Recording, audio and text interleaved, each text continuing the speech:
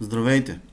Казвам се Ангел Ангелов и с това видео ще се опитам да ви представя основните разлики в интерфейса на Scratch 2.0 и Scratch 3.0. На първо място, в Scratch 3.0 няма бутон за увеличаване размера на спрайта. Това, което помнихме в Scratch 2.0 като бутон увеличаване и с щракване върху спрайта можехме да увеличим неговия размер. В Scratch 3.0 това става чрез полето Size, където може да въведем стойност по-голяма или по-малка от 100, като за 100 се приема реален размер на спрайта. Разбира се, няма бутони за намаляване размера на спрайта, който се наричаше смаляване в Scratch 2.0. Видоизменение и бутона за преминаване в режим на цял екран. Защо го казвам? Защото бутона за цял екран, ето този тук, в версия 3.0, страшно много прилича на бутона в Scratch 2.0, който се наричаше увеличаване, но в Scratch 2.0 с този бутон увеличавахме размера на спрайта, докато в Scratch 3.0 този бутон служи за преминаване в режим на цял екран. Съответно, бутона за преминаване в по-малък екран прилича на бутона за намаляване размера на спрайта. Другото, което прави впечатление, е, че липсва бутона за дублиране на спрайт. Бутона, който приличаше на печат и се наричаше дублиране във версия 2.0 и с който можехме да направим копия на нашия спрайт, в версия 3.0 го няма. Този бутон липсва във версия 3.0.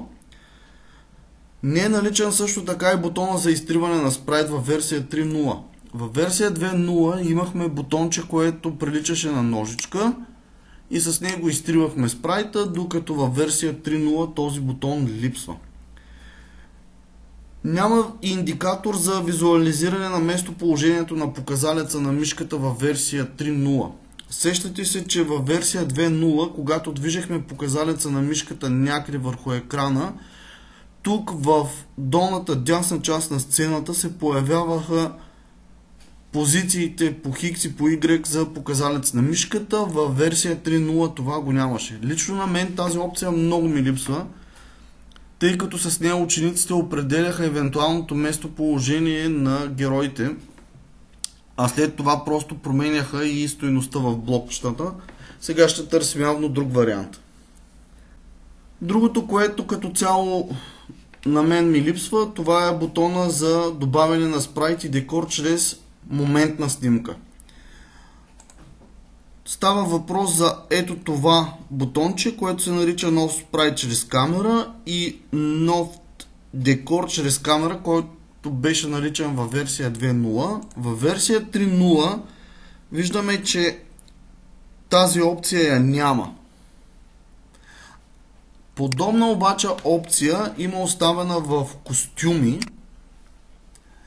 И ако искаме да добавим костюм на герой чрез камерата, може да го направим ето чрез този бутон тук отдолу. Променена е и функционалността на бутона посока. Знаем, че в Scratch 2.0 менюто с характеристики на героя имаше бутон, който се нарича посока и чрез провлачване и завъртане на синята чертичка, която се намира в бутона, променяхме посоката на движение на нашия герой. В Scratch 3.0 бутонът представлява ето това и когато се щракне върху стойността в полето, се отваря ето този диалогов прозорец, чрез който може да променим посоката на движение на героя. Може да променим тази посока така, че героя да се движи само наляво или надясно, или въобще да забраним движението в определена посока на нашия герой. В Scratch 3.0 има добавен нов бутон Add Extension или добавяне на разширение. Защо е толкова важен? Защото именно от тук може да активирате блоковете, с които може да оставяте следа, когато вашия герой се движи. Тоест тук се намират групата команди молив. Във версия 3 бутонът за избор на спрайт или декор от библиотеката е с добавена функционалност. Вече имаме възможност за търсене. Ако искаме да добавим от библиотеката спрайт или декор, в всеки един от случаите трябва да щракнем върху бутона, който прилича на лупичка. Сега вече, имайки достъп до изображенията от библиотеката в случая на спрайтове, освен че може да изберем от категориите различна картинка, бихме могли да потърсим изображение и чрез търсачката. Примерно изписваме cat и ще се появи всяко едно изображение, включващо ключова дума, която сме изписали в самото поле. Говорейки за изображенията в библиотеката, било то на спрайтовете или на декорите, сигурно ви прави впечатление, че има нови изображения включени в библиотеката. В случая това са изображения, които на пръв поглед виждам ето тук, мечето и така нататък. Изключително приятно впечатление ми направи това, че когато даден герой има повече от един костюм, задържайки показалеца на мишката над изображението на спрайта, може да видим на бърз кадър всички изображения, включени като костюми в героя. Друга новост е включването на бутона изненада, който при избор добавя произволно изображение от библиотеката. Разбира се, вече сте забелязали и това, че основните елементи на интерфейса са с променени места. На първо място, библиотеката в Scratch 3.0 се намира в лявата част, а не както в Scratch 2.0 в средата. Зоната за програмиране или така наречената работна площ сега вече е в средата. В Scratch 2.0 заемаше най-вече дясната част на екрана. Сцената тук е в дясната страна на екрана, а в Scratch 2.0 беше в лявата.